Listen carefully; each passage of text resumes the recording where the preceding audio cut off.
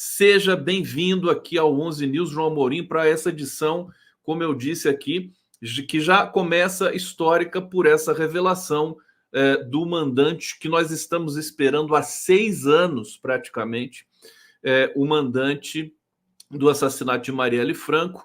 Uma pessoa, o Domingos Brazão tem uma rede de postos de gasolina no Rio de Janeiro, foi deputado estadual e hoje é conselheiro do Tribunal de Contas do Rio de Janeiro. Uma figura poderosa e ao que tudo indica, vai ser logo anunciada pelas autoridades como mandante, né? Por enquanto, nós estamos aqui com os bastidores revelados pelo excelente site Intercept Brasil. Seja bem-vindo, meu querido João Amorim. Eu queria que você começasse falando um pouco também da expectativa por essa questão da Marielle Franco. Vamos lá. Opa, deixa eu ligar o seu microfone aqui. Tá, agora vai. Bom dia, Conde. Bom dia a todas as pessoas que nos assistem, nos escutam em todo o Brasil. E uma notícia importantíssima, impactante e que começa a trazer à luz o que todos perguntam há 6 anos, né? Quem mandou matar a Marielle, Anderson? Né? Quem mandou matar a Marielle e, infelizmente, né, também acabou matando o Anderson Torres. Eu acho que é uma revelação importantíssima, eu acho que é uma notícia que vai poder começar a permitir que a gente jogue mais luz sobre isso, sobre essa rede, né? Obviamente, o Domingos, apontado pelo Rony Lessa como autor intelectual, como mandante do crime, não está sozinho nisso, obviamente, né? Até porque ele é um político que tem, na sua origem pessoal e na sua origem política, a região, salvo engano, de Jacarepaguá, zona oeste do Rio, que é uma região conflagrada pela milícia, né, dentro de toda a disputa, né, territorial do crime organizado no Rio de Janeiro, tanto com jogo de bicho, tráfico de drogas, etc., e agora com a ocupação da milícia.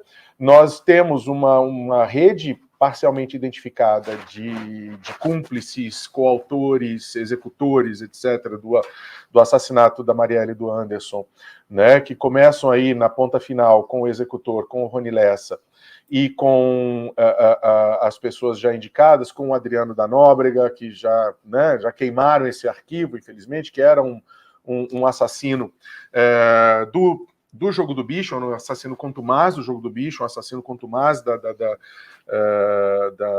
das milícias, da milícia do Rio de Janeiro, né? Ele próprio participando ativamente de atividades criminosas, se associando ao crime organizado, tem a implicação das bandas podres da Polícia do Rio de Janeiro, dos grupos políticos que lucram com a bagunça, com a instabilidade jurídica e com a instabilidade de segurança pública no Rio de Janeiro há décadas, né? Então eu acho que essa notícia é importantíssima, eu espero que não fique por aí, na divulgação. Não vai ficar. Aliás, eu quero dizer o seguinte: os grupos de WhatsApp estão em polvorosa nesse momento. Eu posso dar o termômetro para vocês, pessoal do Prerrogativas, né? Nesse momento, a todo vapor. Eu acabo de receber aqui também mensagens de todas enfim, de várias fontes, né? Chamando pela urgência dessa informação. Claro. Eu quero acrescentar aqui alguns detalhes, meu querido João Amorim. Olha só, o advogado Márcio Palma, que representa Domingos Brazão, foi procurado pelo The Intercept, mas não... ele deu uma resposta aqui. Ele disse que não ficou sabendo da informação ainda. Diz também que tudo que se sabe sobre o caso é pelo que acompanha pela imprensa, já que pediu acesso aos autos e foi negado com a justificativa de que Brazão não era investigado. Em entrevistas anteriores para a imprensa, Domingos Brazão sempre negou qualquer participação no crime, e a gente ainda revela aqui o seguinte, né? O ex-policial militar Elcio de Queiroz, preso por participação na morte... Que era o motorista, né? Era o motorista. Uhum. Participação na morte da vereadora do PSOL, já havia feito uma delação em julho do ano passado.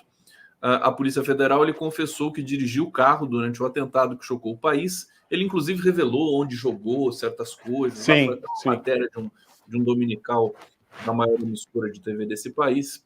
O crime aconteceu no dia 14 de março de 2018, no bairro Estácio, dentro do Rio de Janeiro.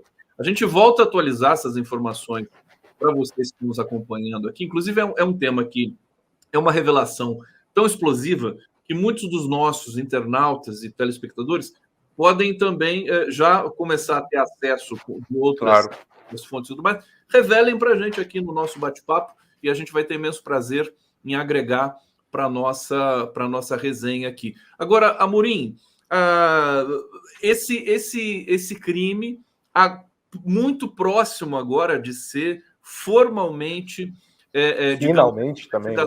Formalmente encerrada. Você disse até que o Domingos Brazão possivelmente tem mais gente envolvida com ele, mas aí seria um outro passo, né, para essa investigação. Quer dizer, claro, ela tem que terminar no Brazão, né, já que é uma revelação direta do... Lembrando sempre, Conde, e aí a gente já falava isso, não só eu, como o pessoal do Prerrogativas, como todos os juristas progressistas desse país já apontávamos isso e lembrávamos isso desde a época dos famigerados excessos da Operação Lava Jato. A delação premiada ela não é prova, ela é indício de prova e a investigação tem que continuar justamente para confirmar, né, o relato da delação premiada, e só aí ela pode produzir os benefícios penais, né, e processuais para os quais ela se destina. Então, assim, a delação do Rony Lessa ela é o início, né? A partir daí, o Domingos passa a ser indiciado, passa a ser processado, passa a fazer parte do processo, as investigações se voltam para ele, né? Então isso não pode parar aí, né? E simplesmente dizer não, ele é o mandante, então para nele, ele que vai ser processado. Não só ele tem que ser processado, mas as investigações têm que revelar e têm que andar no sentido de esgotar toda a participação do entorno dele, né? Eu acho que, como a própria nota dos defensores dele falar, foi negado o pedido porque o tribunal entendeu que ele não era réu no processo, não era investigado no inquérito. Bom, a partir de agora ele tem que ser, né? A partir da homologação da delação e da publicização dos termos da delação premiada, ele tem que ser investigado, sim. E é por isso que eu falo, num crime dessa magnitude, né, numa figura importante política e socialmente como era e é até hoje a Marielle Franco, né? Você não incomoda, você defensor de direitos humanos, você defensor da democracia, você que luta contra a opressão, você que luta contra o crime organizado, que luta contra grupos paramilitares, etc., você não incomoda só uma pessoa. Por isso que eu falo que tem que ser investigado esse entorno agora do Domingos Brazão, né? As suas conexões, os processos anteriores aos quais ele responde, né? Fazer todo esse apanhado, todo esse levantamento, para que a gente possa finalmente trazer paz para o país e, sobretudo, para a família da Marielle e para a família do Anderson, para que a gente possa trazer paz sobre essa questão e que a gente consiga punir todo e qualquer envolvido nesse crime odioso, né, que foi o assassinato da Marielle Franco. João Amorim, o pessoal está comentando aqui com muita intensidade. Eu quero trazer alguns comentários para participar aqui do nosso debate. A Maria Cândida está dizendo aqui, muito estranho tudo isso, tem cheiro de lavagem de nome. Eu acho que a gente precisa separar, até porque tem uma expectativa tão grande para confirmação desse nome, que se a gente ficar esperando que agora apareçam outros nomes, a gente não vai processar.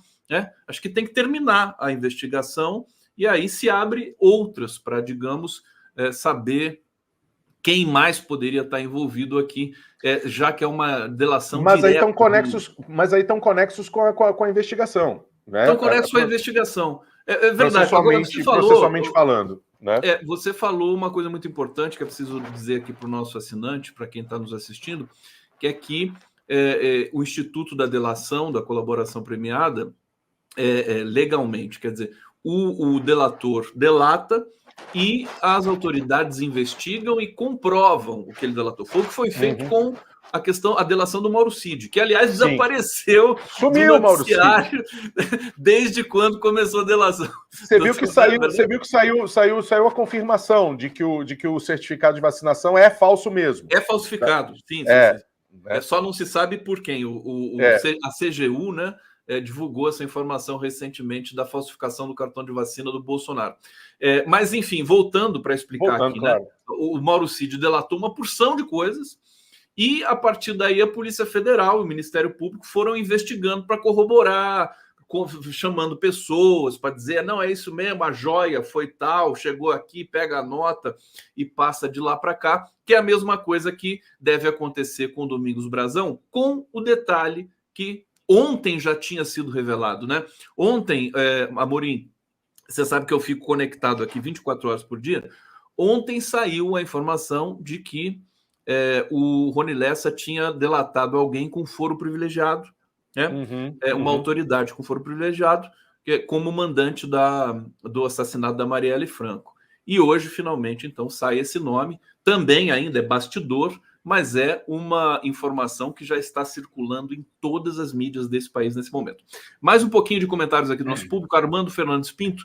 Esse Brazão tem irmãos deputado federal e estadual eleitos. Deve ser uma rede muito grande, evidentemente, né, de milícia, que deve envolver tudo que você imaginar no Rio de Janeiro. Ana Arlete, que novela.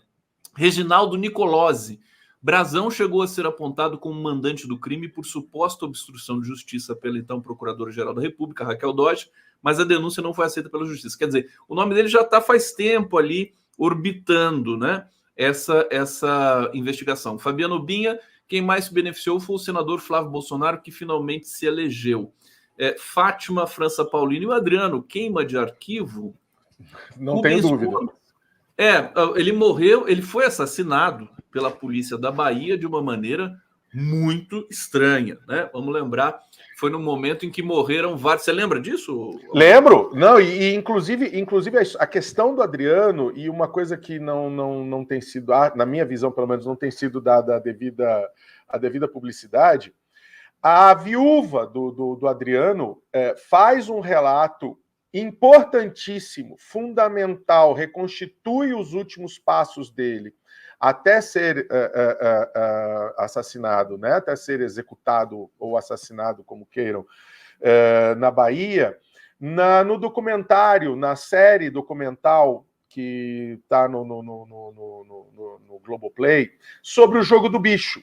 Eu recomendo muito que se assista. Não estou aqui, óbvio, não estou aqui fazendo propaganda da deusa platinada, da maior rede, né, de TV do país, mas, né, e infelizmente as grandes produções, os grandes trabalhos que ela faz, ela não joga, né, para o conhecimento do público em geral, ela deixa para os assinantes, etc. Mas eu recomendo fortemente, né, o Vale o Escrito, esse documentário feito sobre o Jogo do Bicho, porque aí a gente começa a entender um pouquinho de toda essa... Como é que é o nome do documentário? Desculpa. Vale o Escrito. Vale o Escrito. É uma série, salvo engano, é Vale o Escrito. É uma série documental que conta a história do Jogo do Bicho no Rio de Janeiro, como os grandes bicheiros, né, nos anos 80, nos anos 70, nos anos 80, conseguiram repartir o território do Rio de Janeiro, e com a morte dos grandes bicheiros, Castor de Andrade, etc., o assassinato do Maninho, né, que era justamente o bicheiro responsável, um dos herdeiros dos grandes bicheiros, e era o bicheiro responsável justamente por essa região da Zona Oeste e da Zona Sul do Rio de Janeiro, né? Como que isso... E aí entra a figura do Adriano, já nessa nova geração, e a viúva do Adriano, nesse documentário, ela reconstitui os últimos passos do Adriano. Há um registro importante dos dados de necrópsia do Adriano, número de perfurações, posição de perfuração, ou seja, né, o que corrobora, né, a suspeita de execução, né? Então, assim, eu recomendo, porque aí você começa a entender um pouco toda essa história, a história na qual se insere, né, a luta dos líderes comunitários e dos defensores de direitos humanos das comunidades, sobretudo em regiões conflagradas do Rio de Janeiro, dominadas tanto pelo Comando Vermelho, pelas organizações criminosas do crime organizado, quanto pelas milícias, né, pelas forças paramilitares.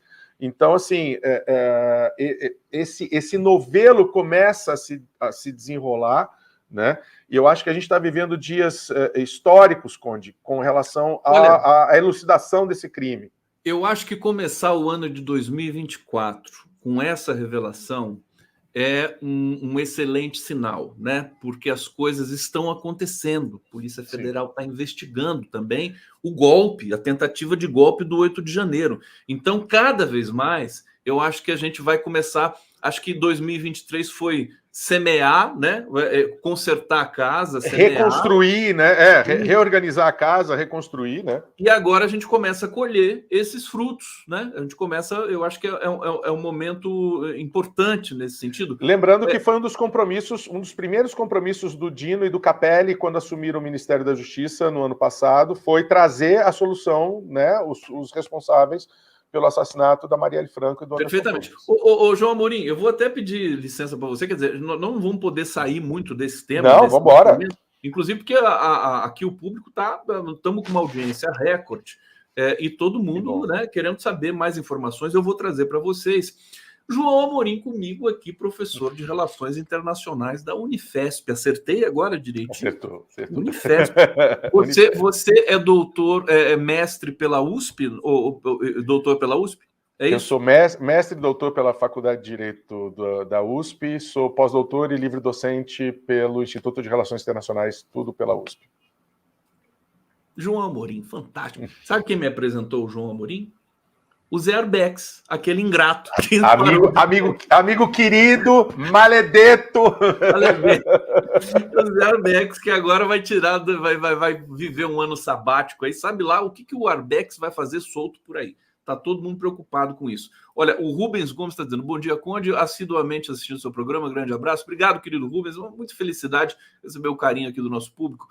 Ana Pimenta, Brasil é uma das famílias narco do Rio, ela pergunta. Bom dia, Conde, a todos suspendido. Não é, né? Não é do narco, né? Ele mais ligado... Não tenho essa informação, não tenho essa informação. Eu já vou trazer mais uma informação. Ele é politicamente originário de uma região que é dominada hoje pela milícia. Isso, né? E ele é filiado ao MDB, né?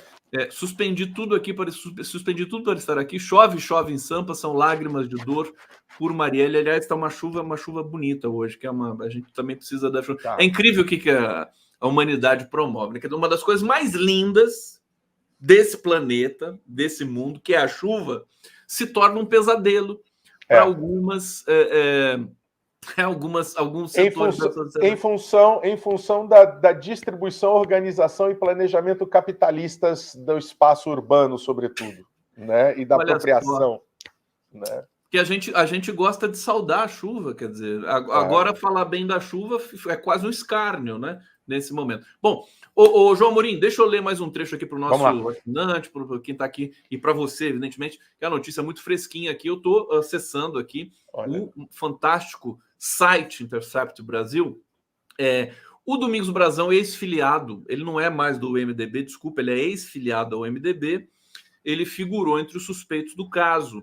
Em 2019, chegou a ser acusado formalmente pela Procuradoria-Geral da República, a PGR, de obstruir as investigações. Ele passou 4 anos afastado do cargo de conselheiro do TCE, Tribunal de Contas do Estado, após ser preso em 2017 na Operação Quinto do Ouro, um desdobramento da Lava Jato Rio de Janeiro, sob acusação de receber propina de empresários.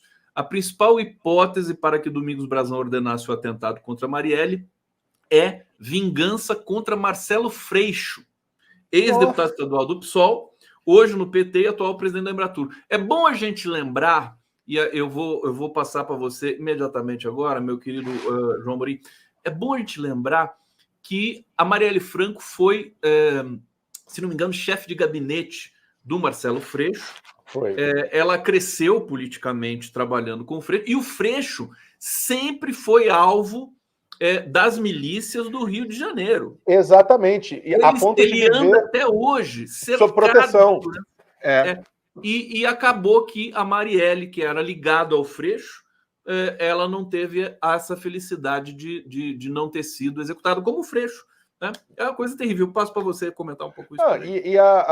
Realmente, o Freixo é quem apadrinha, né, politicamente a Marielle na sua primeira candidatura, né? Marielle, líder comunitária da Maré, ativista de direitos humanos, ativista de direitos LGBT, QIA+, dos direitos das mulheres, e vai trabalhar no gabinete do Freixo na Assembleia Legislativa do Rio, na Alerj, e se lança candidata a vereadora, se elege, e desde a sua eleição, da sua diplomação, da sua posse, no exercício do seu mandato, era continuamente atacada, criticada, inclusive no próprio plenário da Alerj, pelos grupos ligados às milícias, enfim, né? Aquela família, inclusive, né?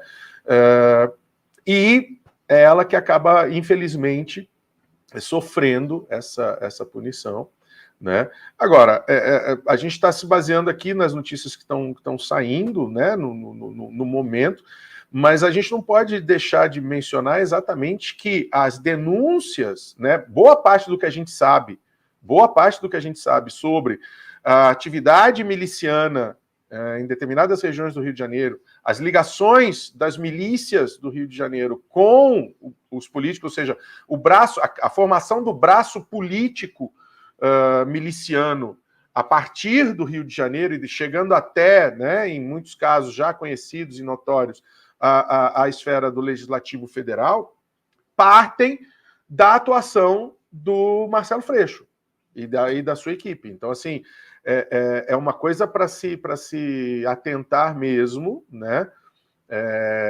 Essa relação, essa suposta relação, né, do mandato ou da ordem de execução da Marielle, na tentativa de atingir o Freixo, ou de servir de algum tipo de recado ou de ameaça prática, né, contra o Marcelo Freixo. João Amorim aqui fazendo essa cobertura para vocês aqui com todo o cuidado, todo o carinho, toda a atenção sobre essa revelação do Rony Lessa, do mandante do assassinato de Marielle Franco, que está tomando conta do noticiário nessa manhã do dia 23 de janeiro, que passa a ser um dia histórico, se isso for tudo confirmado, 2024. Mais uma vez, Amorim, eu quero pedir licença para ir para o bate-papo, claro, porque o pessoal está comentando muito aqui. Ana Pimenta está dizendo, no Rio, só de governador e prefeito foram presos 7. Verdade, né? Isso diz muito, né? E o Cláudio Castro tá indo com... Tá balançando. Largos. Tá balançando.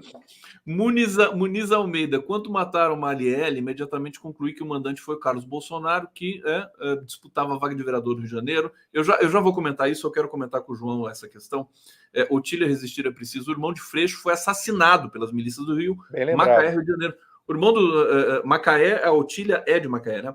O irmão do Marcelo Freixo foi assassinado, acho que por causa do Marcelo Freixo, né? Para atingir o Marcelo. Se eu me lembro bem desse caso, é por isso. Se não, alguém me corrija, por favor.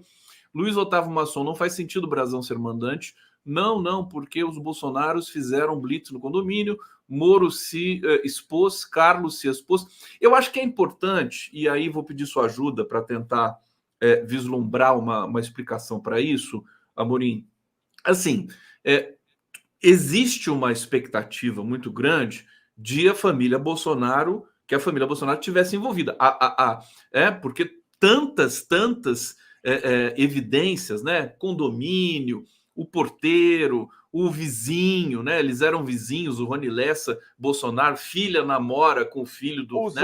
Os áudios e mensagens de celular referindo-se ao homem da casa de vidro, né? Exatamente. E eu acho que a essa altura, com essa notícia, família Bolsonaro deve estar até comemorando, se for o caso, pelo menos para sair da sustentação. Agora, a gente não pode desmerecer, porque a Polícia Federal, e sobretudo depois que o governo foi trocado e que ela parou de ser obstruída pelo próprio governo, ela faz uma investigação importante que a gente tem que respeitar. Claro, né? Claro. Vamos respeitar isso aí. E uma coisa é o wishful thinking, né? É o desejo, é o pensamento, a expectativa, né? Que aí está imbricada profundamente nas convicções pessoais, na maior ou menor amplitude da visão de mundo e de informação, etc., né? Mas, veja, e é por isso que eu mencionei agora há pouco que, a partir do nome do Domingos Brazão, deve ser feita uma investigação para saber se realmente ele foi o único mandante, se ele está servindo de bode expiatório, né? Ou seja, quais são as ramificações a partir dele, né? Dos interesses ligados ao assassinato da Marielle e do Anderson. Tá? Agora, ficar aqui falando, mas não pode ser, porque eu tenho certeza que foi o fulano, foi o ciclano, aí a gente não pode nem entrar nesse campo, porque jornalisticamente, juridicamente, a gente tem que se basear, obviamente, em fatos apurados. Então, assim, não acredito que tenha sido, tal. Cada um tem o direito à sua opinião. Até porque, João Amorim, a família Bolsonaro está até o pescoço atolada em denúncias, em processos, sim. Um assassinato a mais, no caso a dele, menos, vai fazer muita diferença. Exato. O Bolsonaro, ele ruma também a passos largos para pertencer ao sistema carcerário brasileiro. E assim, por coisas feitas, inclusive nos 4 anos de governo, né? Ou seja, não vamos nem começar a puxar a capivara mais antiga, né? Dos 30 anos parlamentares, etc., né? Agora, o que a gente tem que ir a fundo é justamente no Domingos Brazão.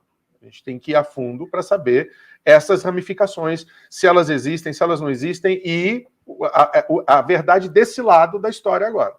Tem gente lembrando aqui que tinha um terceiro homem no carro no dia do assassinato. Tinha, não me lembro quem. O Rony Lessa. Não sei se isso está formalizado, mas importante lembrar.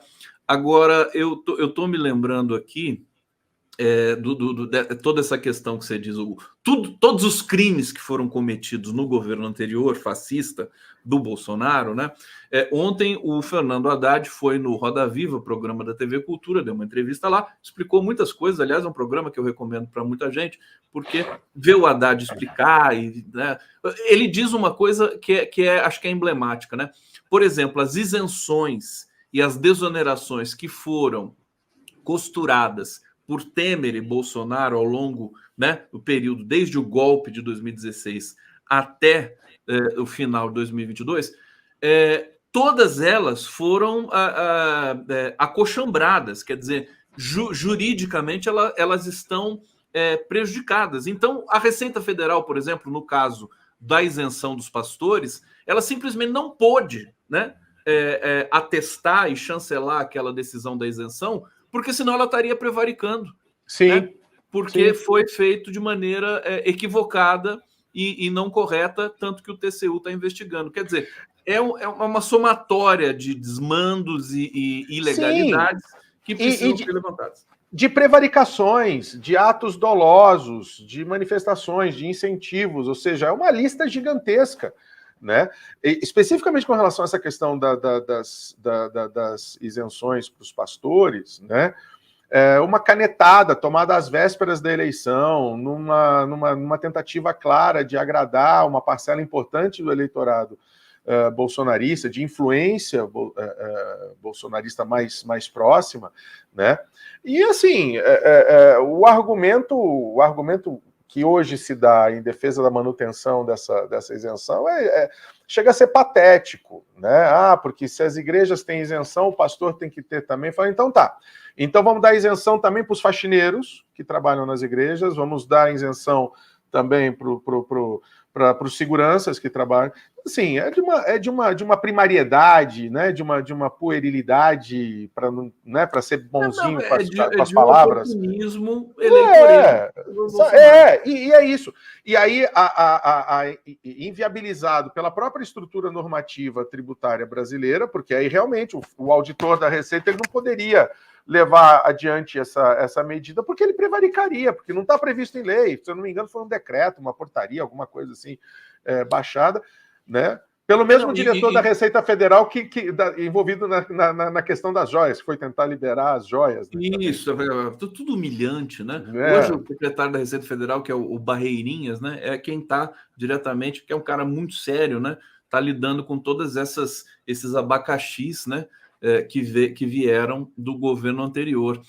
O Haddad também diz o seguinte: quando você produz uma desoneração, uma isenção, tudo mais, você tem que prever quando ela acaba, porque senão ela fica para sempre, né? E aí você acaba, quer dizer, o governo perdendo 600 bilhões, né? Tem um outro detalhe. Da desoneração dos setores da economia. Tem um outro detalhe que não, obviamente, né, a grande mídia não fala disso porque não é interessante falar, porque aí joga esclarecimento. Tem um outro detalhe que, além de ter que ter prazo determinado, as desonerações, os benefícios, os incentivos fiscais, que é o verdadeiro nome, né, disso, o governo, a gestão do Estado faz um incentivo tributário para que determinado setor produza, e esse é o ponto principal, produza um determinado resultado social. E qual é o resultado social desse tipo de incentivo fiscal, seja de desoneração de encargos sobre folha de pagamento, seja sobre isenção tributária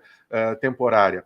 Geração de emprego, melhoria de condições de trabalho, melhoria de condições de renda da população trabalhadora. Muitos dos setores que tiveram agora revogada a desoneração da folha, desde o início não apresentaram nenhum dado favorável, não corresponderam ao benefício social proposto. E aí vira, né? Aí vira um clientelismo mesmo, né? Como eles querem. Festa, né? Vira uma festa. Né? E, curiosamente, os que defendem a isenção, a prorrogação, a renovação ad eterno desses incentivos fiscais, desses benefícios fiscais, não falam para si próprios que, por exemplo, o Estado tem que ensinar a pescar ao invés de dar o peixe, né? Lembra das críticas ao Bolsa Família, claro. Das críticas às políticas de cotas, vai ficar dando benefício para esses empresários. Mas preciso, porque é difícil. Mas eu costumo dizer que nesses casos, nesses setores empresariais mais típicos brasileiros, vamos dizer assim, nem o capitalismo dá certo, porque esse tipo de capitalista, esse tipo de empresário, de empreendedor, ele não quer assumir o risco do seu negócio, ele quer transferir o risco do governo para o seu negócio, ele quer ter a força de trabalho semi-escrava ou escravizada, né? Então, na verdade, ele é proto-capitalista, né? Ele está lá ainda, lá atrás. E é o cara que faz a crítica às ações sociais, às medidas sociais. Então, peraí, quando é para beneficiar a minha empresa, é um incentivo merecido e deve ser eterno. Mas quando é para beneficiar a população carente, aí é clientelismo. E aí a gente tem, né? João, a gente tem a cobertura distorcida dos grandes meios de comunicação. Sem dúvida. Que protegem, até porque eles são interessados nesse tema, sobretudo da desoneração, porque eles também foram beneficiados, né? Os meios de comunicação, né? A questão da comunicação no país. Que é um dos setores, sem contar a propaganda pública, né? Que é um dos principais financiadores da mídia brasileira, da mídia claro, também brasileira, é a propaganda pública. Evidentemente. Né? E aí a gente tem essa distorção total, a opinião pública mal consegue, né, entender o que está acontecendo no Congresso, né? É uma coisa muito difícil, porque daí a gente depende do Congresso para derrubar ou para manter certas atividades. Antes de você seguir aqui, deixa eu trazer mais informações aqui sobre o caso Domingos Brazão, né? Ele era deputado na Assembleia Legislativa do Rio de Janeiro e ele tinha disputas muito sérias com o Marcelo Freixo, que hoje pertence ao Partido dos Trabalhadores, né? Com quem Marielle Franco trabalhou por 10 anos até ser eleita vereadora em 2016. Atenção, vamos ver toda a história, isso é importante para a gente entender. Essa cronologia é importante. Isso, entender a linha de investigação da Polícia Federal que chegou a essa resposta, né? Domingos Brazão foi citado em 2008 no relatório final da CPI das milícias, presidida por Freixo, como um dos políticos liberados para fazer campanha em Rio das Pedras. Freixo também teve papel fundamental na Operação Cadeia Velha, deflagrada pela Polícia Federal em novembro de 2017, 5 meses antes do assassinato da vereadora. Na ocasião, nomes fortes do MDB, do Estado, foram presos, a exemplo dos deputados estaduais Paulo Melo e Edson Albertassi e Jorge Pisciani. O pai do Pisciani foi morto... Ex-presidentes da Alerj, todos eles. Exatamente, né? 2021. Você vê que o Rio de Janeiro é uma... Eu vou falar que nem o Brizola. O Rio de Janeiro é uma situação... Ô, João Amorim. Saudoso Brizola! Saudade, Brizola. Para a gente encerrar aqui essa sua participação brilhante conosco, histórica, obrigado. Vou pedir para você, dentro da sua especialidade agora, que são as relações internacionais e a repercussão internacional do assassinato da Marielle, sempre foi muito grande. Você tem movimentações na Europa, nos Estados Unidos, em relação a Marielle Franco. Agora, isso também deve eclodir no resto do mundo. Como é que você vê a repercussão? Eu acredito que sim, porque não é só a população brasileira, não são só os brasileiros que estão há 6 anos, esperando para saber quem silenciou Marielle, quem assassinou Marielle, né? O mundo inteiro espera, porque uma coisa a gente tem que ter em mente, Conde, a agressão, a violação de direitos humanos, isso é um conceito, né? A violação de direitos humanos, ela não afeta só o ser humano de uma determinada nacionalidade. A violação dos direitos humanos de um ser humano violam os direitos fundamentais de toda a humanidade. E é por isso que, internacionalmente, o assassinato da Marielle, assim como o assassinato e o silenciamento ou encarceramento ilegal de uma série de lideranças de direitos humanos no mundo inteiro, são acompanhadas constantemente, né? Marielle se tornou uma voz pela democracia, se tornou uma voz pelos direitos humanos, já era quando viva e se tornou ainda maior, mais forte, mais abrangente depois de covardemente assassinada, né? Então eu não tenho dúvida que a partir dessa informação que nós divulgamos hoje aqui, que você divulgou hoje aqui no seu programa, essa notícia vai correr o mundo e a pressão, a cobrança vai ser renovada e vai ser ampliada para que essa investigação chegue ao seu termo e seja eficiente, eficaz na punição de todos os envolvidos no assassinato de Marielle Anderson. Que seja exemplar, né? Que seja exemplar. Que marque uma inflexão que as autoridades e o poder civil, né, e a democracia comece a se manter presente no estado do Rio de Janeiro, que foi dominado por milícias, né? Enfim, precisa sair dessa condição. João Amorim, brigadíssimo pela sua presença aqui. Obrigado a você, querido. Obrigado excelente. Nós estamos na terça-feira, né? Ainda dedico uma excelente semana para você. Obrigado. Para nós todos, para todas as pessoas juntos, que nos assistem aí também. Semana que vem estamos juntos aqui. Um prazer. Olha, dando like, vamos soltar a vinheta de transição aqui para a gente seguir no nosso 11 News. Valeu, João Amorim! Valeu, Conde. Um abração.